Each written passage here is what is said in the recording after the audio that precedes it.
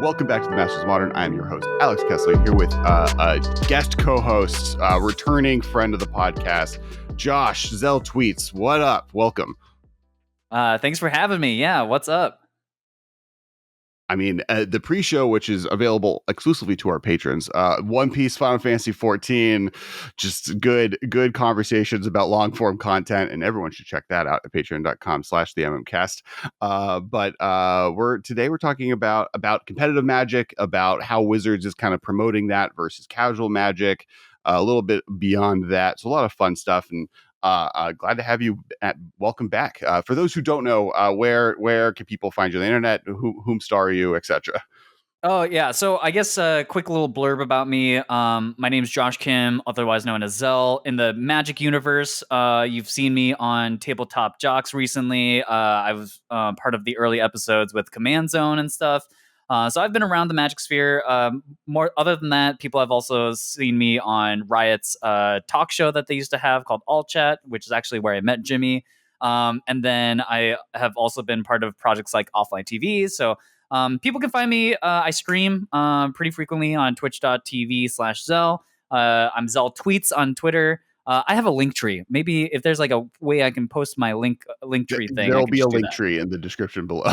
Because the thing is, Xell is like taken in a lot of places. I don't know why. But so I'm like Xell Tweets on Twitter, Xell Grams on Instagram. Oh, okay. And it's Xell with an X, which I've definitely been like, oh, I gotta tweet at Josh, Zell, and then just like no one comes up. I'm like, did he change his? Oh, it's an X. Yeah. So, but yeah, I'm excited to talk about this stuff because I think what started it all was there was this really innocuous article that Reed Duke, famed competitive Magic player, put out like his own sort of like guide into what he thinks about EDH and what he considers like good cards, bad cards, whatever. But it started this whole long like thing in the internet and about like, oh, this competitive players talking Commander, like what the heck's going on here? And I think that like sparked a lot of emotions, I think, for the Magic community. Yeah, it like that one specifically was like fascinating. So Reed Duke writes that article. Then someone on the CAG pointed out that specifically that like the level of complicated and well thought out and research that this article was, if a female content creator or a person of color content creator, or someone that wasn't, like a white dude, posted that same article somewhere else, it wouldn't have flown and it would have been torn to shreds, or people now like contextually sure, outside of the fact that Reed Duke has a standing article with Channel Fireball that he gets to write every week, and kind of due to the fact that he is a Hall of Fame pro player of very well renowned, probably could just write whatever he wants. He could probably write like what Magic card he thinks would taste best in a sandwich for an article. I mean, I'd read that. And get away with it. Like, Reed Duke, if you write that, I want 5% of the cut. But this isn't the first time this has happened, right? Like there's been like 4 or 5 times that like Magic pro player who is now getting into Commander because it is the most played format uses their platform to talk about that and stumbles into the space. Because like, they're even though they are Magic pro and they may have the confidence in the Magic space that being a pro would give you, Commander card evaluation works totally differently. Ben's first Commander game, he was like, I'm definitely playing Vault Scourge and Mem Knights in this artifact deck. And I was like, those are going to do nothing. And then like there's also like, there's a gatekeeping aspect of it, at least from my perspective, of like, oh, you haven't been around, so you don't know all of the things, but because you're a Magic pro, you should know all these things. So we're going to be mad at you about it, where it's like, I think Tom Martell tweeted. I mean, part of this is also like Olivia and Kibler are like, Olivia's gotten Kibler very much into Commander, and they're hosting regular Commander nights, which then all of Kibler's friends are playing, and a lot of them are ex-pro Magic players, now Commander players. But like, Tom Martell been like, why isn't Winter Orb banned in Commander? And that starts discourse. And everyone puts their 2 cents in, and then there's the whole like, pros don't know what the point of the like rule zero is, and like it. This is the thing that has now happened like 5 or so times over the last 2 years, as the pro scene of Magic players are enjoying Magic in one of the few ways that is easily accessible, or was for the last 2 years. Yeah. And I guess the last piece of context, and I'm gonna, well, you go, yeah. What do you next? Well, I mean, I think like the gatekeeping aspect is two-sided, right? Like I see it as like I've seen some comments on like Reed Duke, for example, like it's almost like sell outy for him to start making commander content because people consider that not his, like people somehow create this divide, like as if pro players can't also enjoy commander, and as if like commander players can't enjoy pro like competitive play. And I don't know. I mean, I think like for me specifically, when I see this stuff, like there is this weird gatekeeping aspect to it on both sides, where commander players really dislike having their space encroached upon by things that are competitive, and then competitive players also seeing their space getting encroached on by commander players.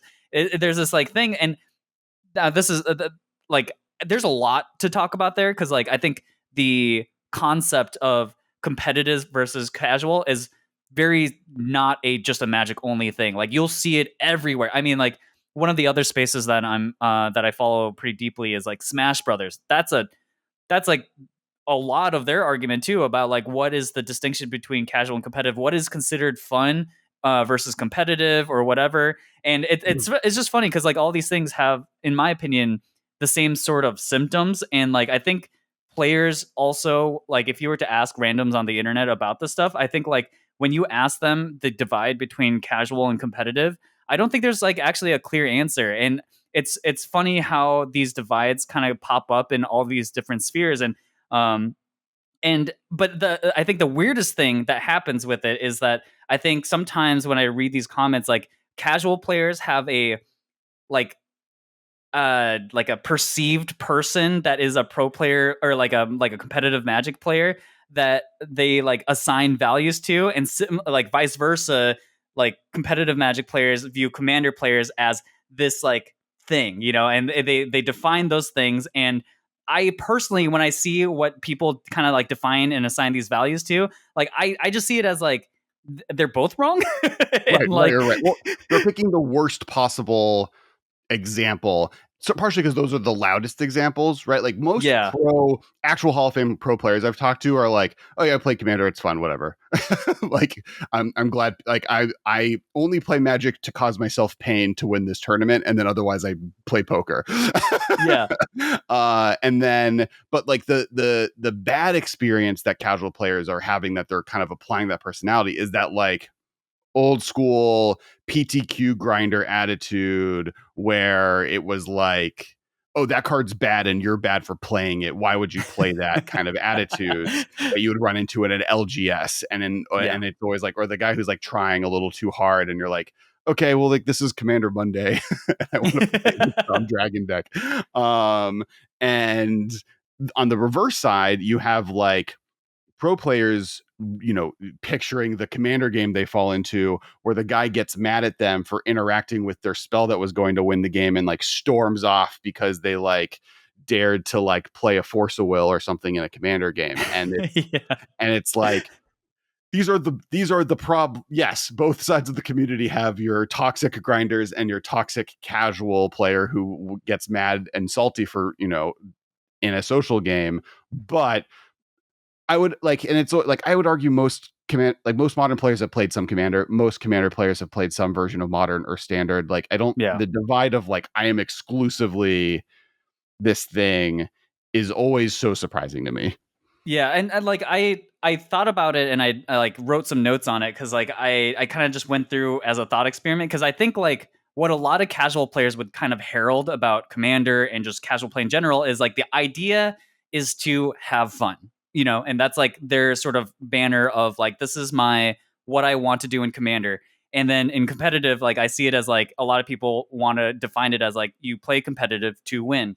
And I think what's funny about it is like when you think about those two things, it's like those are actually pretty poorly defined things, right? Like to have fun. To Right. have fun means so many different things. And even in like the idea of like wanting to win, there's so many different ways to win, right? And like Right. it's not always the same thing. And I think like yeah, I don't know. I just think that this divide that people have like created is just thinking about the stuff completely wrong. And I think like all they're doing is I don't know. I just think it's really toxic in the community. I think to kind of like keep trying to assign these values, and I think like in the end, like what I came to with thinking about like the divide between casual and competitive is literally just like mindset. Like there's really no difference. Like people want to be like, oh, I want to play with jank cards in my commander deck. Well, like there are competitive players who play jank decks in modern and whatever, and they find that fun, right? Like a lot of the same things that people kind of like herald about whatever format they are,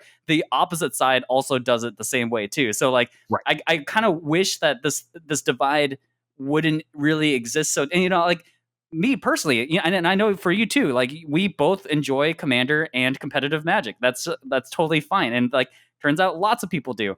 I think like what's interesting though is that why they come into competition, I think sometimes comes from WotC itself.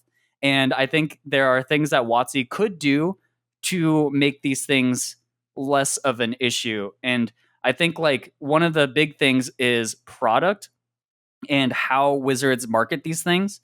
And I think those are some of the spaces in which like they kind of put those two like different thinkers, I guess, of like casual side and competitive side, as like opposing forces. So like for example, I think most recently people had a lot of problems with double masters and the Baldur's Gate commander set. And Mhm. I think like a lot of the things that people are complaining about with double masters is that it felt more like a commander master set where like a lot of the reprinted cards are like dockside extortionist and smothering tithe, which are not really competitive cards, which like masters sets tend to kind of cater toward their reprints towards, at least historically, was like reprinting needed expensive staples and those things. And instead they reprinted this stuff. I mean, I'm not saying that's exclusively it, but I Mhm. think double masters felt more towards that than in like previous sets. I don't know, I maybe. I do think Double Masters is hard, partially just because like the purpose of Double Masters, and it like is kind of like one of the weird things about this year, I guess. The purpose of Double Masters is these are the most expensive cards that need reprint. We don't care Yeah. about format. Here's a list of our top 300 cards, and we're going to put X percent of those into this set at this rate. That Frank Karsten figured the math out for us on value. We can't talk about that, but we did it. Yeah. And so it's like Dockside within this window of reprint. So like Dockside's in there, but also Ren and Six was in there, and like the Right. Eldrazi were in there, but the Eldrazi they put in there were like all over the place. And like Emerald's not legal in Commander. It's exclusively only played in Legacy and Modern. So or maybe Vintage. I couldn't tell you if Emerald's Vintage. I mean, so um, I think in a vacuum, Double Masters, like you can say that, but I think because it came after Baldur's Gate, that's where I think a lot of the scrutiny is, which is like a specific commander thing. And so when you see Dockside Extortionist in like a thing that could have been in Baldur's Gate, I think so. This, I guess, my example here is about that. Like when people look at new sets that come out, people kind of automatically assign these sort of like, oh, this card is for commander, this card is for competitive. Like you can like and I feel like a lot of this divide happens when they feel like they're competing for spaces within sets. And sure. I think that's where some of this divide can come from, where like people think like, oh, this set isn't designed for me because I'm primarily a commander or a commander player. So like I have less interest in the set because it feels like it's more geared towards competitive play. I mean that's a big complaint for Baldur's Gate, not even Double Masters, because Baldur's Gate this broke my brain. And we talked about it a few weeks ago, but the amount of people that are mad that Baldur's Gate is a draftable format is like what ahead of time would have been unfathomable, because like draft is fun, and like to the point like that we're making, you could be a drafter that does the casual, you could a drafter that does professional. Like there's no lines in the sand drawn here, and or there doesn't have to be, but like because it didn't have good reprints for Commander, people are like, why is it called Commander Legends? And I'm like, because it's a Commander Legends draft format. Like they're like when the Wizards say this is Commander Legends, X, it means that there's an argument that this version of drafting commander maybe is unfun to some people, which is fine, I guess. But like, it's four. You have a pod of 8. You split into 2 pods of 4. The winners of those pods play each other. The losers of those pods play the other pod. You have a commander. You have to fit in the colors of your commander identity. It's drafting a commander deck in the same way that Double Masters is drafting a 2-headed giant. Not Double Masters. Battle Bond is drafting a 2-headed giant deck, and that's how that draft format works. The same way Conspiracy is a weird draft matters set, and like, which is like, I guess a lesson in branding is like, don't label it a commander. Like Legends is like Legends was a bad name for it. It should have been like Commander Draft, I guess. Yeah, I mean, I think what's problematic is just like it comes after Commander Legends 1, right, which had a lot of that. So I think a lot of this stuff, you know, when we look at it before, and even kind of when I was talking about Double Masters, is like players kind of assign these sets as like this thing that they want it to be, right? So like they see Baldur's Gate Commander Legends and they go, that should have Commander product in it because it says Commander in it. Right. Double Masters, it's got Masters in it, so it should, you know, like I think like players tend to like do that, even though Wizards themselves aren't intending, I don't think, to do that at all. Wizards' plan is for Masters to just mean every single card in here is a reprint set. Legends or Commander Legends means that this is a 4-player draft, like a pod-based 4-player game draft experience. Horizons is a modern focused. And then like part of the problem is like all the Universes Beyond stuff being layered onto this because it's Dungeons and Dragons themed. They couldn't really print any Magic cards into the set, which is also weird. And the fact that Modern Horizons 3 is going to be a Lord of the Rings set, which means it's going to have no reprints in it, and people are going to be mad that it's all new cards, and it's going to like Gandalf is going to be $1,000 because it's only available. I just want to imagine this future, how pissed players would be if the next Ragavan was Gandalf. I mean, well, so the one thing that like, and it's like, it's the double-edged sword, which we saw with Baldur's Gate, is I actually think the Lord of the Rings set is going to be underpowered. I mean, there might be some good modern playable cards because I think that's like the point. But I think like one of the reasons both of the Dungeon Dragon sets have felt underpowered is because Wizards believes that the licensed part of it sells packs. Mm-hmm. Right? Like there is a math problem of like, if we put powerful cards in a set, we will sell more packs. And so we want to save some of that power level because we don't want to ruin our game. But we do know that like, oh, an $80 modern staple mythic is going to make it so more packs of this most recent set are going to be bought, which is why like they put Fetchlands in Zendikar because they didn't believe in the land theme of Zendikar being viable. So they're like, right. Okay, what's like a guarantee slam dunk 5 rare cycle that will make it so these packs sell regardless of how unpopular adventure land theme is, and then Zendikar ends up being the most popular world they've released since Ravnica. But that's Dark Water can brag about that all day long. But with the Dungeons and Dragons sets, they can kind of be like, oh, we don't have to do that because this is going to apply to an audience that normally wouldn't buy packs. We're going to get all the Dungeons and Dragons Magic adjacent people to buy packs. This could be less powerful. The Lord of the Rings set is going to get a ton of PR and blitz. They don't need it to have a Ragavan in it. It could just have a normal standard sets power level of modern influence and do really well because people are going to want. There's a bunch of people that love Lord of the Rings that are just going to buy a ton of this product. Yeah. I mean, I don't want to derail too hard, but I also am curious why like they don't, they don't use that thing they did with like a lot of the Godzilla cards, which is like have it have the name of the card that it actually is, but then put the IP thing over it. I'm curious why they don't like do that more, and why they wouldn't do that for Modern Horizons 3. This not pissed off the internet. A lot of people agreed with me. But a lot of people like thought I was an insane person. But like a hot take I had was that like I hate the Innistrad variants of the Stranger Things cards. Oh yeah. Because like, and it's like a nitpicky hate, right? Like it's the reason I hate raisins and bean sprouts. It's not because they like, there are way worse tasting things than raisins, but those things don't sneak into chocolate chip cookies from across the room and trick me into believing that I'm getting a good cookie. And like when I try and search for 11, or will like the system will like not find it, and I have to like remember whatever their magic name is, because the way that True. Scryfall has populated it is them forward facing or whatever. And like just that small inconvenience makes me hate them a lot more than I would hate a normal thing that I don't like. I mean, TBH, these last few years have been terrible for all the poor guys in the back of card room shops who have to organize cards. Oh, It's been like, so bad.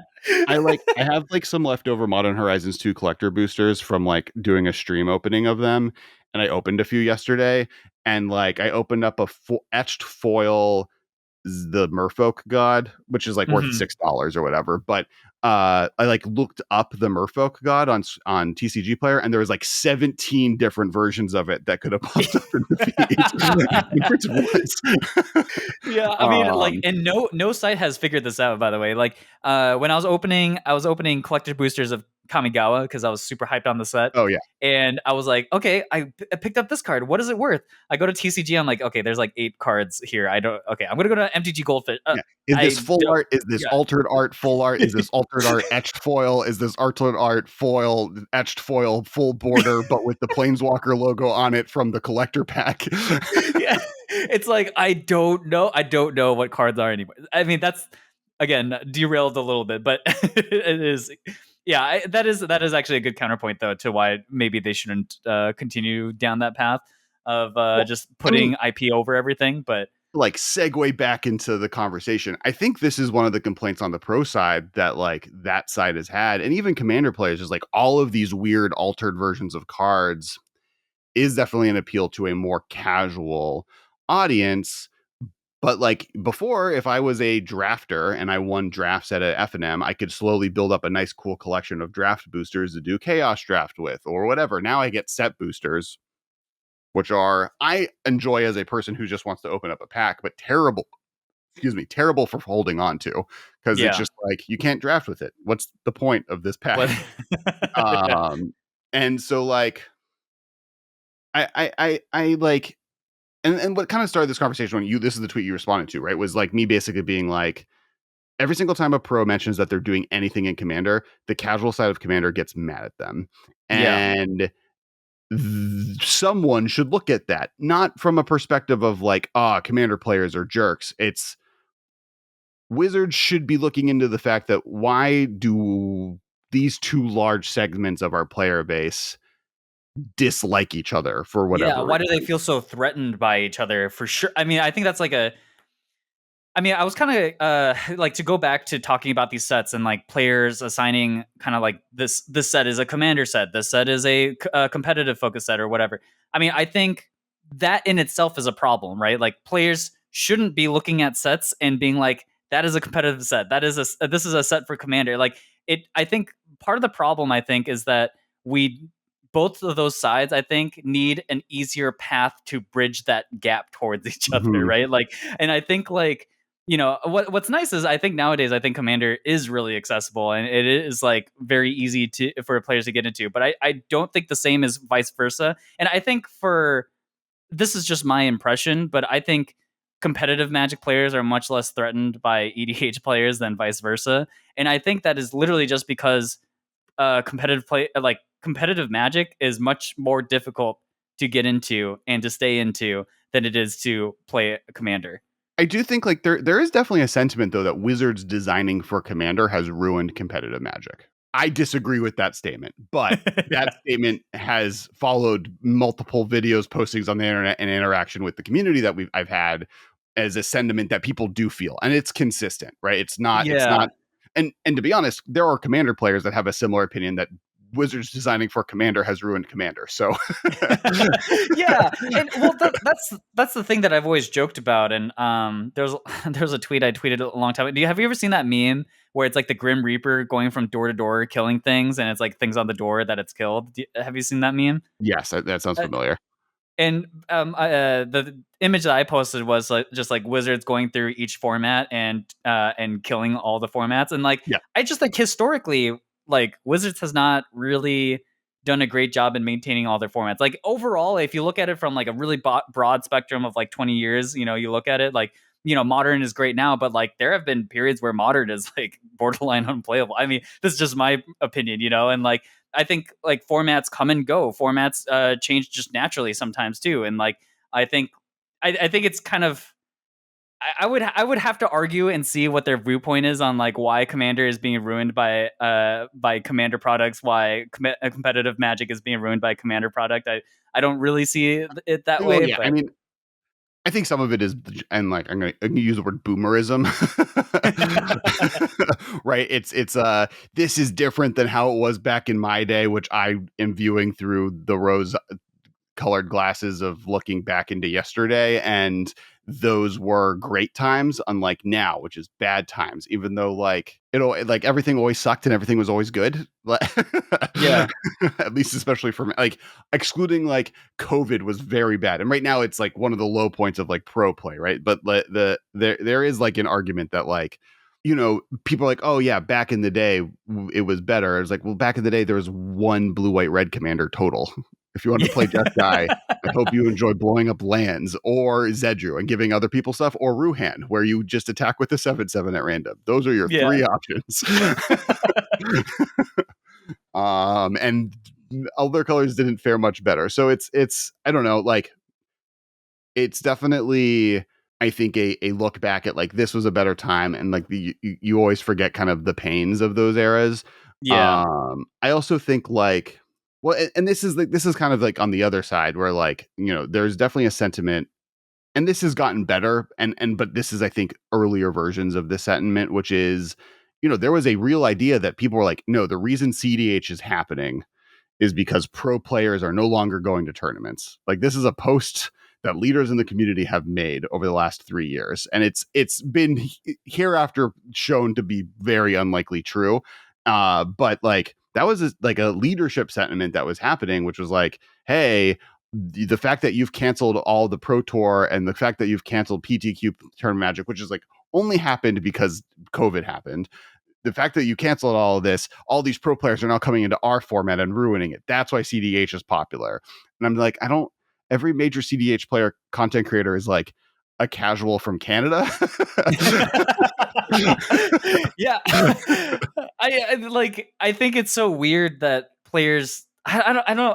I guess like I want to learn like like I'd have to think about this more, and like maybe we can get there today, but like I just want to understand why people like view competitiveness as like this kind of like disease that enters in, and like that cEDH is this thing that threatens the balance of casual EDH even, and like I'm so curious why people feel so threatened, and like I guess like overall as I've been consuming more like cEDH content too, like I find it kind of interesting because the more I look into cEDH and like its competitive viability as like a tournament format, like I would imagine a lot of people don't even think that cEDH is a tournament format, and that like like I've seen some discussions around some of the recently there's been some hype around these big cEDH tournaments, like the Like the one Marchesa event and the one Cassius is doing. yeah, and like collusion and stuff like that, that is like an unsolvable issue as far as I'm aware with like how tournaments can work. And like I think tournaments are fun, but like is cEDH a good tournament format? Like it seems like from my perspective, like it's kind of hard for it to be. So then like what is the distinction then? And I think this is another thing that cEDH Twitter has been talking about, is like the distinction between tournament EDH and competitive EDH and now casual EDH. Right, And right. and again, like I think when the way I think about these things is just casual to competitive is this like really, really broad spectrum. And I almost wish this is like, this is impossible, but I almost wish like they didn't exist. Like the term casual EDH, the term competitive EDH, it's just all just EDH, and we play Magic, and we individually choose to believe in the way that we want to play it. But like I think that it gets really, really awkward and weird, and this is where like I have problems with Rule Zero a little bit of this Which we'll idea. get to that it'll be the second half of it, but we don't want to jump right in. But I do want to touch upon. I will say, because there's a whole ad that I have to do before we talk about that. Oh yeah. But before we get to that ad, the ad before the ad, I will say that I appreciate the concept of cEDH in this conversation, because I do think, and we'll talk about Rule Zero in a second, they did a very good job of like codifying the plan. And I think Yeah. I like, and in conversations with Sheldon and Shivam and other parts of like the commander leadership groups, I've always been kind of this proponent of them from the perspective of cEDH solves one of their problems, which is that at a local game store, players would come there and Heidi Ho Comics would just be like, okay, here's my 30 commander players, go off into random pods we randomly assigned and fight each other.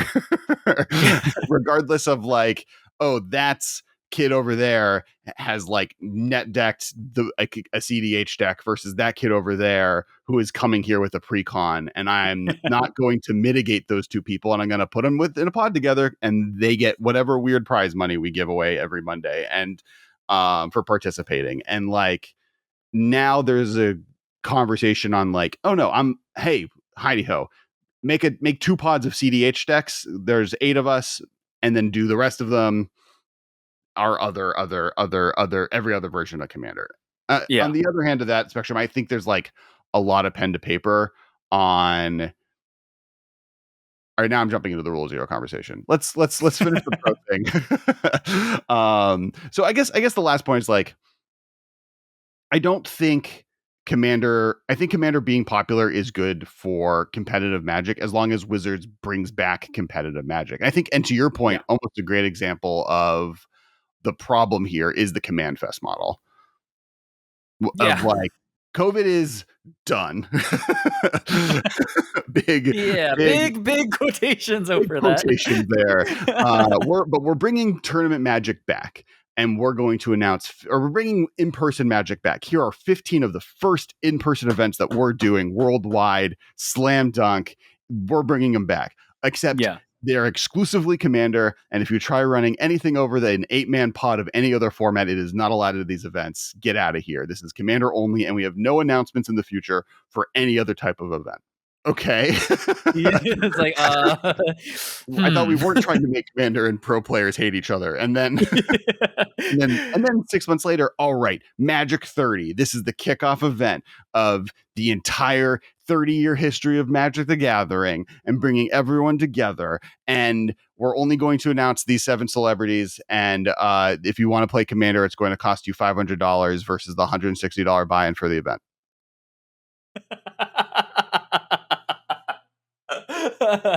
Thank you, Wizards.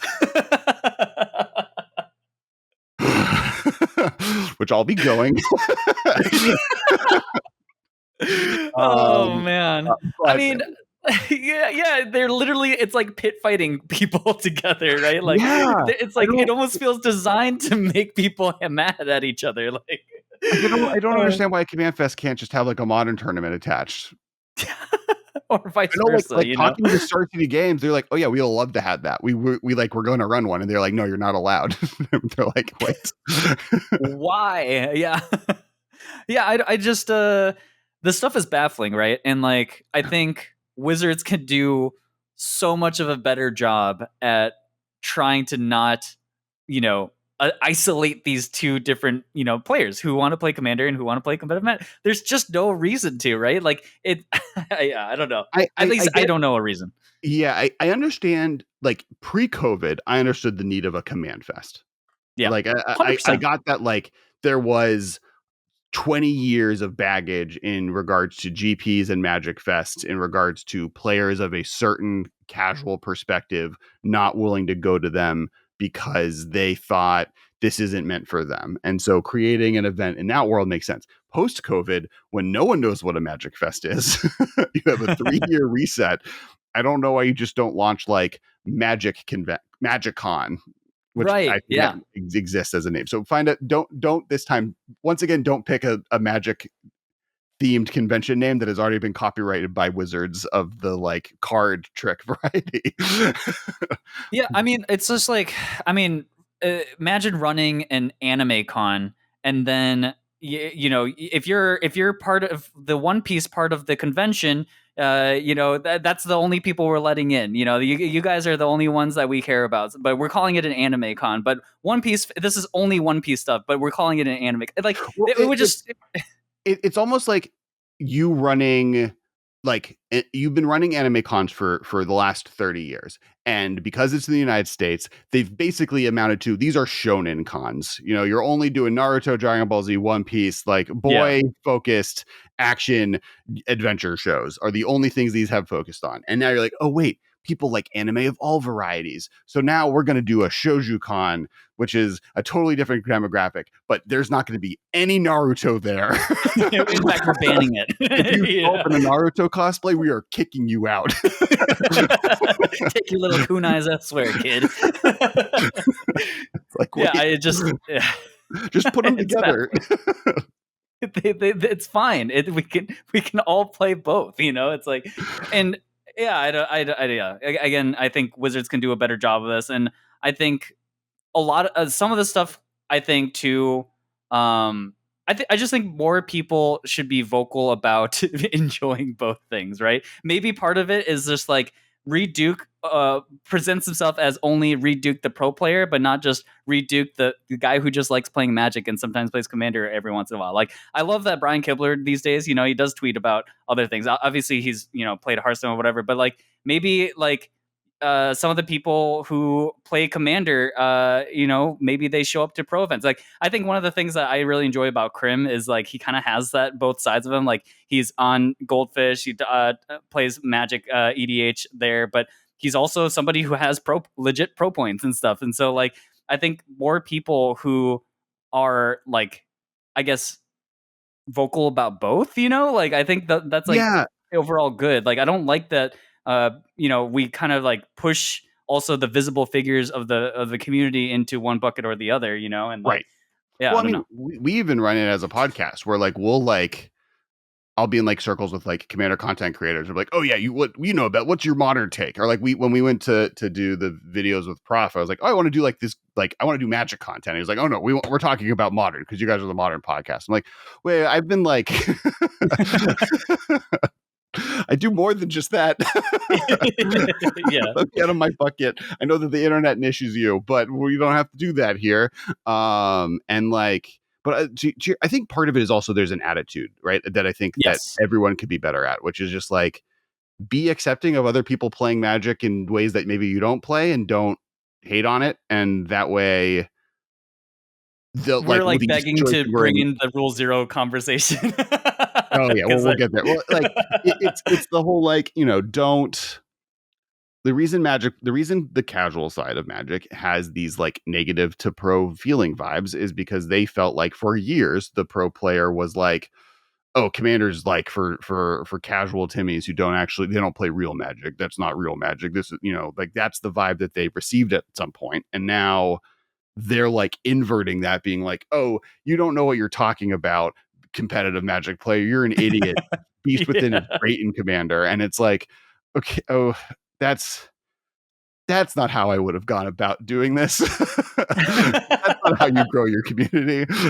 Yeah. I think just overall, like there's this lack of acceptance, and I get it. Like, when I guess like thinking about it from that perspective, it's like casual players who they don't want a cEDH player to walk into their EDH pod because that's just not fun, right? Like that's the power of mismatch. And I think that's like the thing is like competitive. That's why casual players are threatened by it, is because that if then tournament players become the norm, I guess, in their eyes, then like the way they play Magic becomes like invalidated, I guess. And I think that there's that feeling of invalidation that like tournament Magic kind of presents, I think, to them.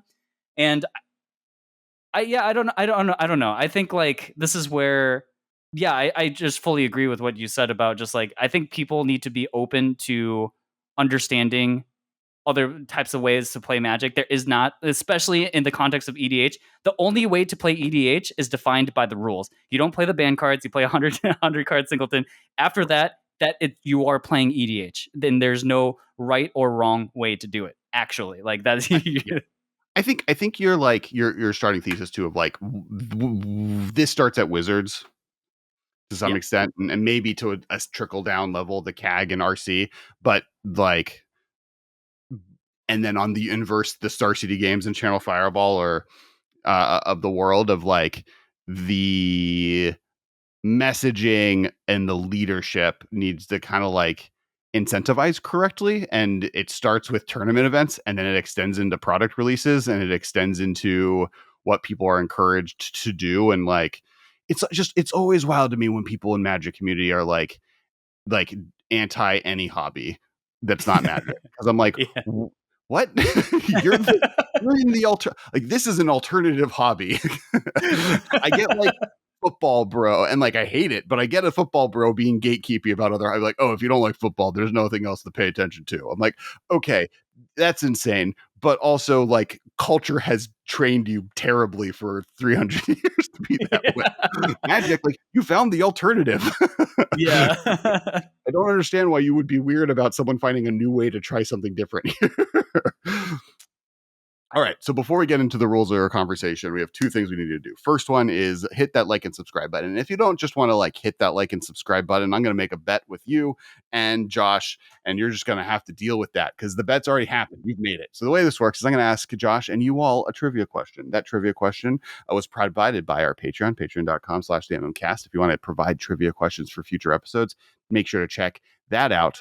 There's also a bunch of cool content, like an entire pre-show where we talked about One Piece and Final Fantasy 14 that's exclusive to there, plus early access and all this other stuff. But trivia question, I'm going to ask a trivia question. You all have to comment it below your answer, what you think the answer is. Then I'm gonna tell you both, and if Josh gets it right, he wins all of the victory points. If you get it right, I will like your comment below. If you get it wrong, though, all of you are gonna have to like and subscribe. That's just the rules you're making. That's the bet, and you've already signed up for it. By hearing me say these words, you're stuck here. And if you're on an audio only app, you gotta hit a review. You gotta go in that you have to go into the dark cave that is the iTunes API and review this podcast. All right, here is the question, and this is provided by James Vaca. Hopefully, I pronounced the last name correctly. How many sets in Modern have multiple cards banned from the same set? I have no idea. So I'll give you a freebie. Cons of Takir, both Dig Through Time and Treasure Cruise are banned. So there's at least one. I feel like the best way to think about this is think about what mechanics were ban worthy. So, like so for cons, it was Delve. There was Companions, right? And then there was Eldraine. If I was to have, so it's how many, right? That's the question. Yeah. And I'll like within two, like we'll not Price is Right rules, because like if you say one, that's winning here because you're not competing against anyone. Can I look up what modern legal sets are? yeah. So Mirrored or 8th edition onward, but Mirrored and onward. Oh my goodness. I don't think there's that many. So I would hazard, my guess would be 4. Okay. All right. Is that the final answer? I mean, by your reaction, I think I understand that I'm wrong, but yes, that is my final answer. All right. Everyone listening, I hope you've typed in your answer to lock it in. And the answer is 9. Oh, that was more than I thought. It ends up that like when a set's broken, it's generally it's contributed a lot of brokenness. So the sets are Betrayers of Kamigawa with 2, Blazing Shoal and Umezawa's Jite, Champions of Kamigawa with 2, Glimpse of Nature and Sensei's Divining Top, Dark Seal with 2, Mycosynth Lattice and Skull Clamp, Cons of Tarkir, Dig Through Time and Treasure Cruise, Mirrodin with 9. Though it kind of cheats. It has the artifact lands, Cloud Post, Second Sunrise, Seething Song, and then the artifact lands. New Phyrexia with 3, Birthing Pod, Gitaxian Probe, Mental Misstep, another just singly broken mechanic. Yeah. Throne of Eldraine with Mystic Sanctuary, Oko, Thief of Crowns, and Once Upon a Time. Time Spiral with Dread Return and Hypergenesis, and then Modern Horizons 1 with Hogak and Astrolabe. See, it's funny when you like lay it out like that. You can see what the broken mechanics were, and then you could see what the broken sets were. Yeah, you yeah. know. Well, like some of them are like mirrored in was like artifacts are free. Also, this set's just like weirdly broken. Throne of Eldraine. Oh, just broken. But like, yeah, no. Well, that's that. Thank you. So if you got that right, if you hit 9, if you hit 7, 8, 9, 10, or 11 within 2, you got it for free. You don't have to like and subscribe. We'll be sad if you don't, but you don't have to. uh, the other thing is, and I believe this episode is releasing as the last day. We are currently in the midst of kickstarting Drop Dot D20s. They're these spiky fun dice. You can see them. I'm holding one now on camera. They're about 5.5 inches, so the size of my hair. They bounce. They feel really great. We already hit our funding goal. We're 20K in. At this point, I think we're at 20K 400 or something along those lines.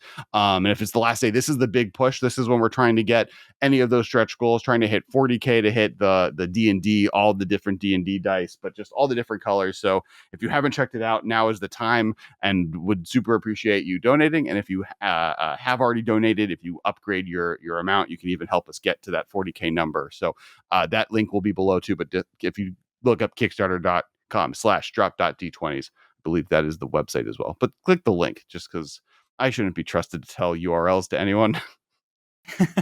Why link trees exist. All right, those are our main. And then last but not least, we are on channelfireball.com. If you are looking to buy cards and you want to use the code the MMcast while you're there, super appreciated. They throw us love when we throw them love, and if you're buying Magic cards, they're a great place to buy them. They have a really cool new store. All right, Rule 0.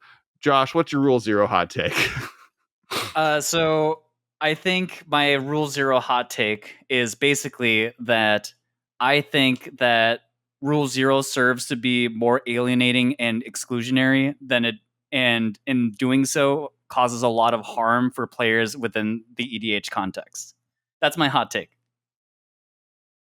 I don't disagree. Elaborate.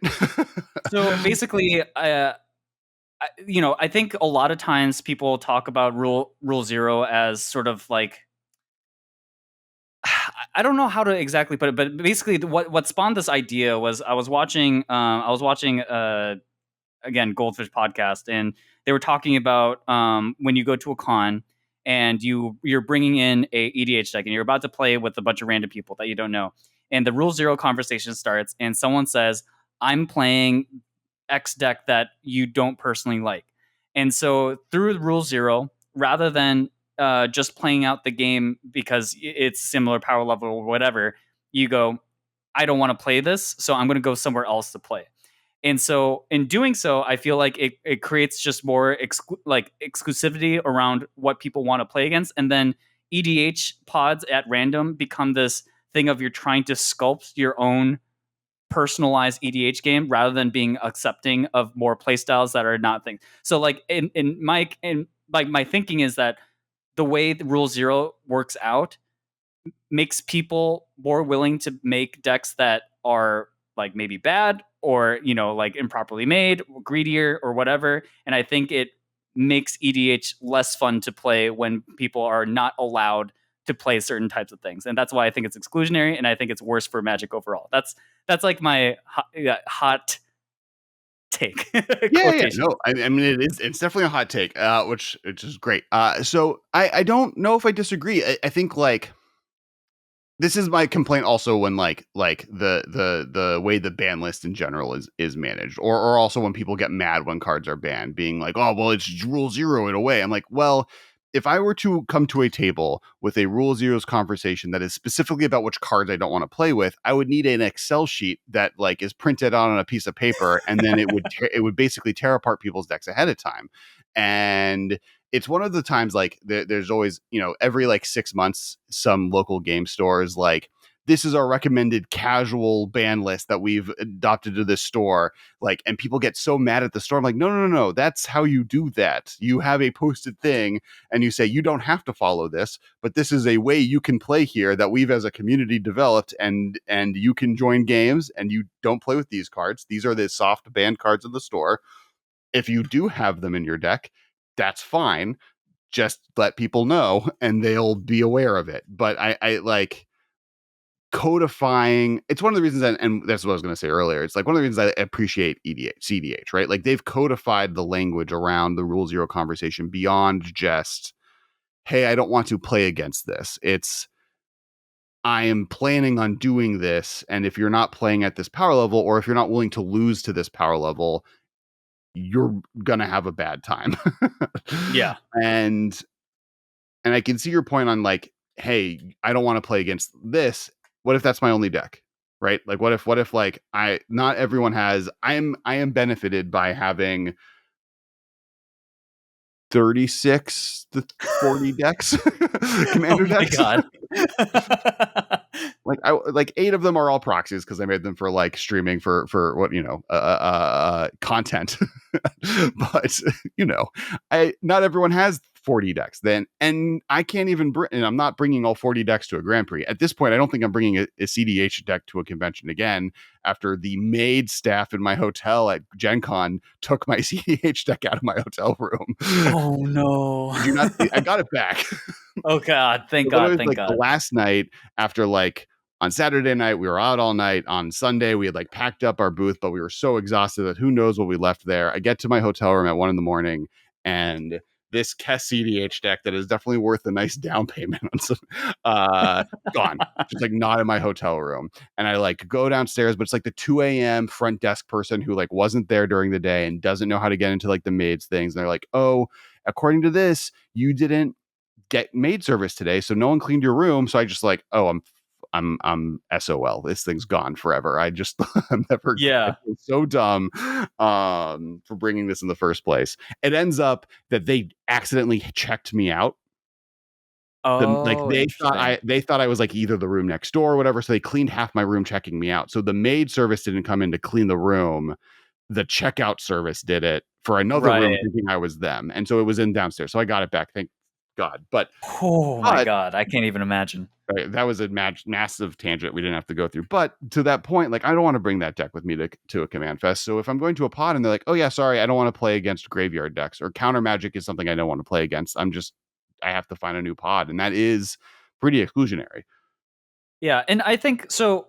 I think you kind of brought it up too, is just that Rule Zero kind of becomes this like bulletproof thing that everyone defends their decisions with. Is just like you can always just say Rule Zero and then any argument's gone, because that's just how we've like talked about Commander discourse. It's just Rule Zero it out. And I think it's not great. And then the other, like, I think Rule Zero, yeah, there's just so many problems with it, and it's not specifically Rule Zero's fault necessarily.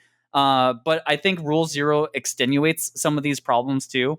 Like I think like players using Rule Zero to decide like what our decided power level is, it doesn't solve that issue, right? Like I think there's that meme that goes around the commander community where like everyone's deck is a 7. Like Yeah. starting there, like I think understanding what power level actually is, like on my decks that I make, instead of using a 1 to 10 scale, which I think is like kind of useless because no one makes really decks that are 1s. Like 1 doesn't really exist on that scale. I mean, heck, I think like on most people's scale, even a precon would probably land in like a 4 to 5 zone on a 10. Like I just don't think that scale really works. And I think Rule Zero, if it does exist, it should literally just be about power level, and that's it. Like if you're a cEDH deck, you play with the cEDH guys, and when you're playing cEDH, you're probably not going around asking people, "Hey, are you playing stacks? I don't want to play against you." Are you playing Right. you just accept that it's part of the game.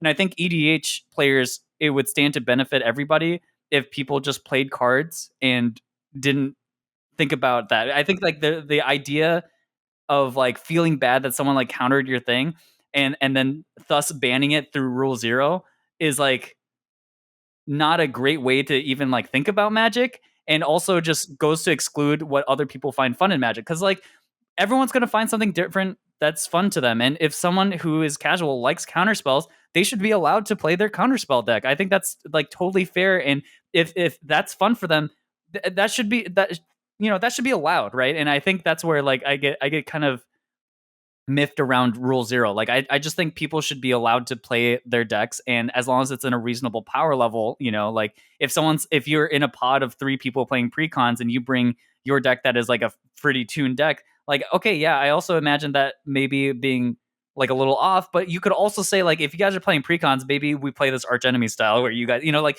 Right, and right, that's right. the only rule zero discussion that should exist versus like what Yeah, cards are you playing or whatever.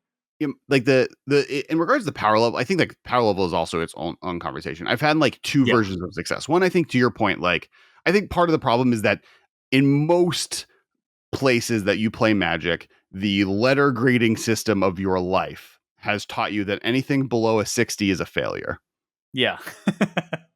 And really anything below a 70 is not great. Yeah. And so when you're like asking someone to grade their deck, if they're like, oh, no one's going to give their deck a 3 because that, unless they like are exclusively trying to be hipster about it, they're not gonna be like, oh yeah, I've made a deck that's bad on purpose. If at worst they're gonna be like, oh, I made a deck that has like every card in it has like artwork with books in it. And there's no synergy there. Just that's the rule. That's like the closest to a 3 that I've found where it was like actually intentionally a 3. Yeah. And otherwise it's like, no, mine's a 7, which is what a 7 actually is I think my deck is decent, but I know it's not cEDH. I don't want to tell you it's a 9 because you won't play with me. And I think it's better than a 6 and a 5 because no one thinks their decks are a 6 and a 5 because that means you built a bad deck. You're being mean to yourself. So Yeah. you're like, I've like leaned the few things I've had success with. One is the Halo or the video game difficulty. I call it the Halo one, but it's really the video game difficulty level, which is like I'm looking for easy mode, normal mode, hard mode, or legendary, which is cEDH. Right? It's like Yeah. what is that level of experience? It's a lot less granular because the difference between a 7 and a 6 is nothing.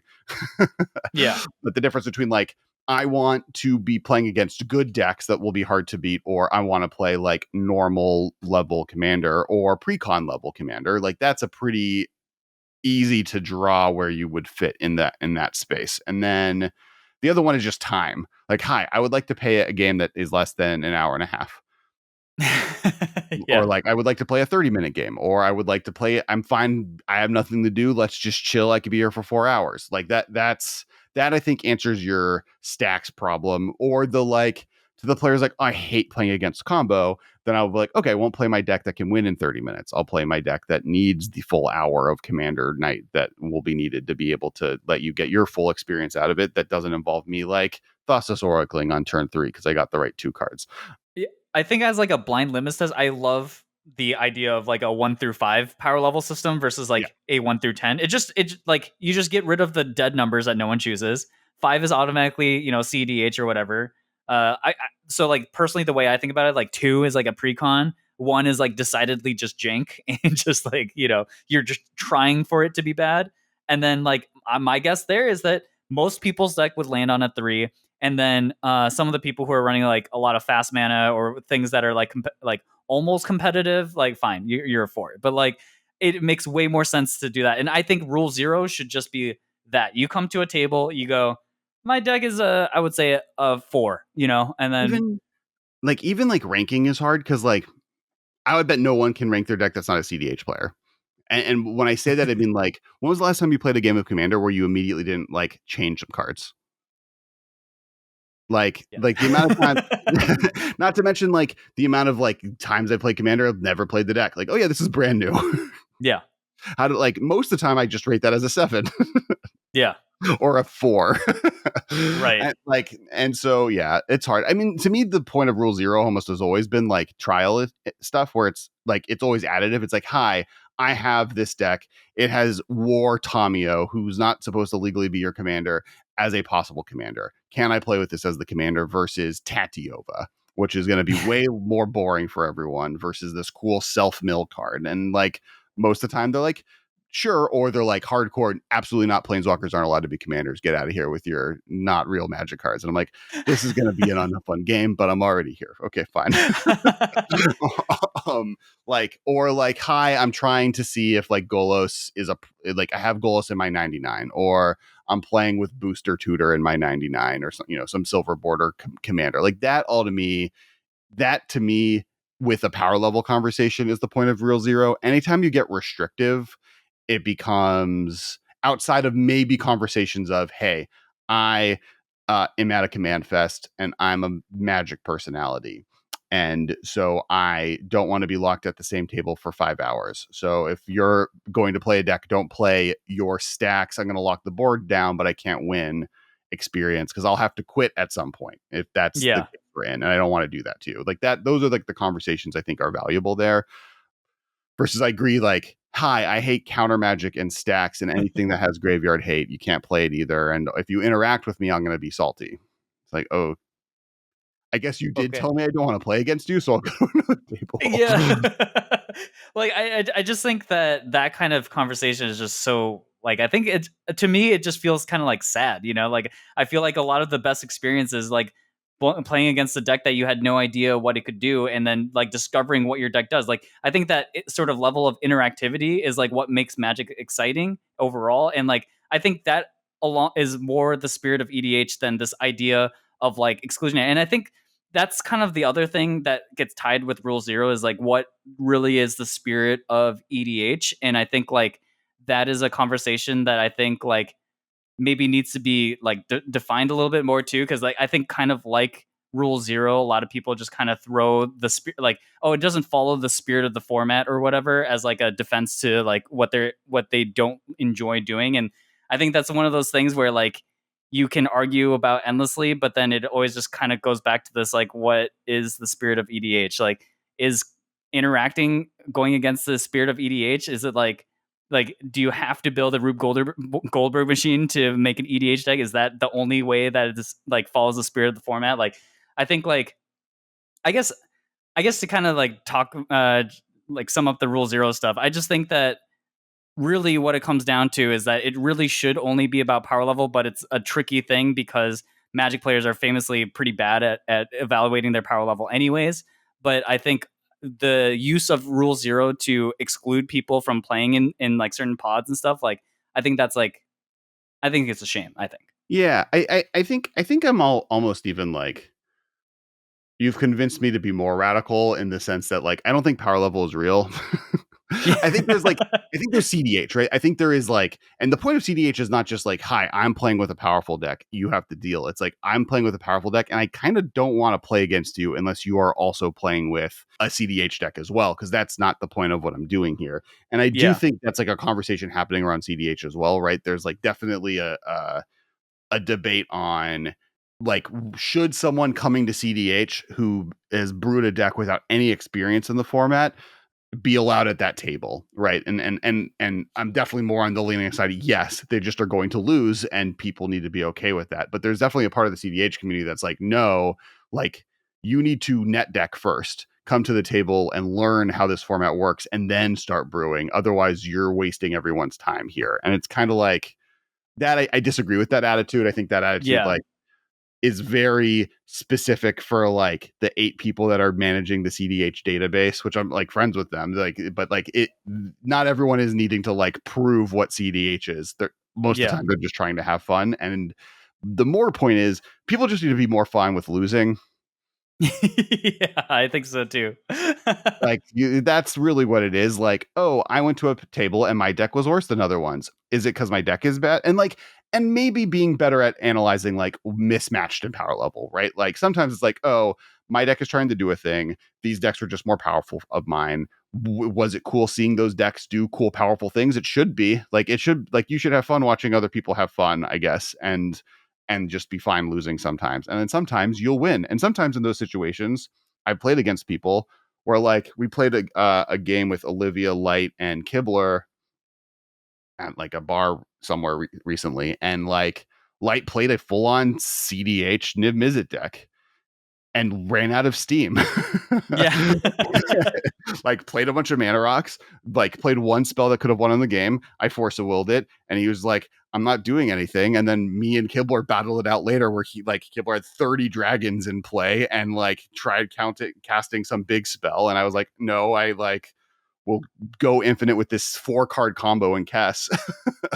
And like the cEDH deck lost. So like sometimes Yeah. just stuff doesn't match correctly, and that's fine. Yeah, if anything, I'm on board with this radicalized idea. You know what? Power level also doesn't matter. Like actually, when I think about it, some of these cEDH decks, because that they're designed around certain metas, they don't even line up that well against like regular EDH decks. Like great, you have mental misstep in your hand. Congratulations, my deck is mostly 2 CMC and up. Right. Nice red elemental blast against my Boros attacking equipment deck. Like it's funny because like I think as cEDH also like builds their own meta, it also becomes mismatched with other EDH decks, and so like yeah, you know what? I'm in the end, you know what, Kess, you're right. I should have went as hot as possible. I just play EDH. Like don't care. Use rule 0 to break the rules. All right, be like I'm Sword of Feast and Famine is my commander, and you're gonna have to deal with that. Like that's it. That's the only rule 0 talk that I think even should exist. Like yeah, I want to play with Booster Tutor in my deck because it's a sweet card, and I want to open some packs while playing EDH. I'm a Wizards employee, and I got one of their like only if you worked at Wizards cards, and so now any card can be my commander. Yeah, I just man, yeah, I'm on board with this. I've changed my mind. I wanted to be like, yeah, I want to be the reasonable person and say like, oh, like you should try to match power levels, but who knows? No one knows what a power level is, anyways. So yeah, like obviously, like.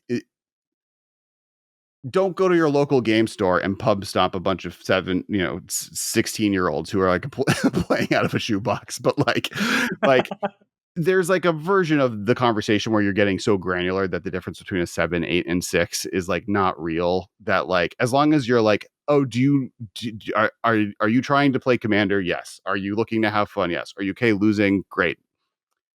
Let's go.